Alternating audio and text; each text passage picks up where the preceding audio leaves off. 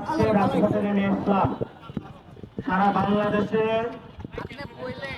সংসদে যাওয়ার জন্য সবাই ভোট চেয়ে বেড়াচ্ছে। আমরা নির্বাচন প্রক্রিয়া যারা কাজ করছে তাদেরকে সাধুবাদ জানাই, কিন্তু ভোট পাওয়ার জন্য, কিছু সুবিধা পাওয়ার জন্য গণ অভ্যুত্থানের পূর্বে শেখ হাসিনার যত ধরনের অবৈধ কাজ, এগুলোর বিরুদ্ধে বাংলাদেশে অনেক দল, রাজনৈতিক ব্যক্তিবৃন্দ চুপ ছিল।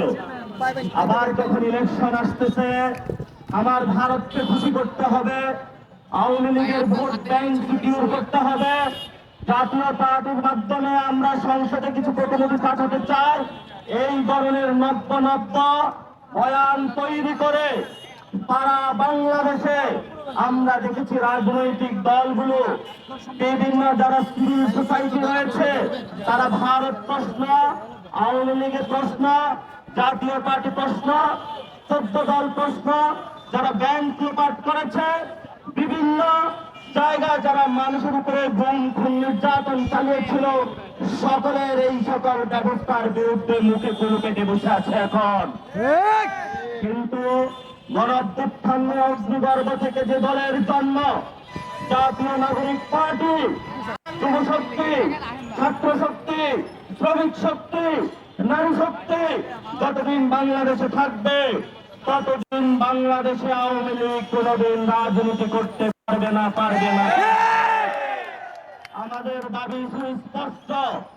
শেখ হাসিনার ফাঁসির রায় হয়েছে, উনি আওয়ামী লীগের দলীয় প্রধান থেকে আমাদের উপর খুনের নির্দেশ দিয়েছিলেন।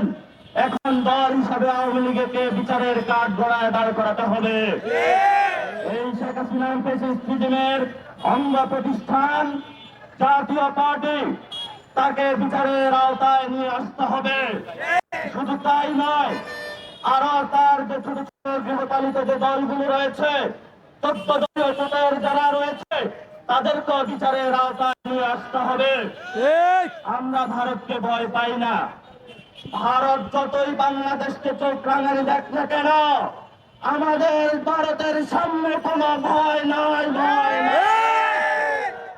আমরা অনেকবার মরেছি, আমরা এখন বেঁচে থাকবার লড়াই আছি।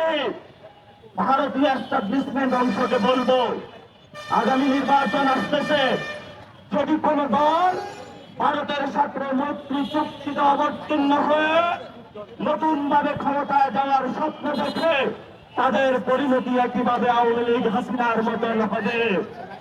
এবং গত 15 বছরে আমাদের যারা ব্যাংকের টাকা লুটপাট করেছে, আপনার আমার জীবনের অসংখ্য পরিবেশের মধ্যে সেই জুলুম চালিয়েছিল, আমরা আজকে তাদের বিচারের দাবিতে মাঠে নেমেছি।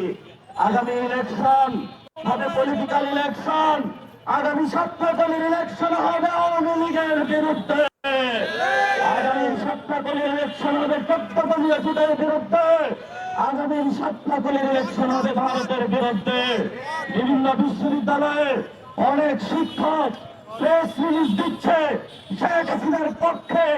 আমরা দেখেছিলাম এই আরিফিন স্যার ছিল, আওয়ামী লীগের 900 শিক্ষককে সে নিয়োগ দিয়েছিল। আমরা প্রতিবাদ করে তাকে বিশ্ববিদ্যালয় ক্যাম্পাস ছাড়া করেছিলাম।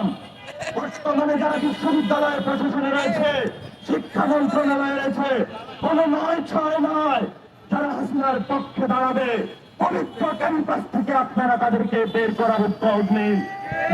ছাত্র শক্তি এই ক্যাম্পাস থেকে তাদেরকে বিতাড়নের জন্য একাই যথেষ্ট। ধারণ করছি, আমরা বিচারের অপেক্ষায় ছিলাম। শেখ হাসিনার বিচার হয়েছে, তাকে দ্রুত এনে ফাঁসি দিতে হবে। এই বর্তমান সরকারের নির্বাচনের পূর্বে অন্যতম এজেন্ডা। এবং ভারতকে বলবো, কোন ছয় নয়, শেখ হাসিনা দ্রুত বাংলাদেশে যে হেলিকপ্টারে গিয়েছিল, ওই হেলিকপ্টারে আমরা শেখ হাসিনাকে জনগণের সামনে উপস্থিত চাই। আমরা শেখ হাসিনার অতি দ্রুত বাংলাদেশে বিচার নিশ্চিত চাই, ফাঁসি চাই। এই মুহূর্তে আপনারা জানেন বাংলাদেশে যে সংকট বিরাজ করছে, এই সংকটের থেকে উত্তরণের জন্য আমাদের ভবিষ্যৎ বাংলাদেশের অন্যতম কান্ডারি, যার হাত ধরে গণ অভ্যুত্থানের অন্যতম রাজনৈতিক ভবিষ্যৎ এসেছিল, সেখান থেকে আমরা একটি নতুন পদযাত্রায় আবার মাঠে নেমেছি সেই আমাদের নাহিদ ইসলামের নেতৃত্বে। আপনারা তার হাতকে শক্তিশালী রাখবেন, তার হাতে হাতে শপথ রেখে আগামীর নতুন বাংলাদেশ গঠন করবেন।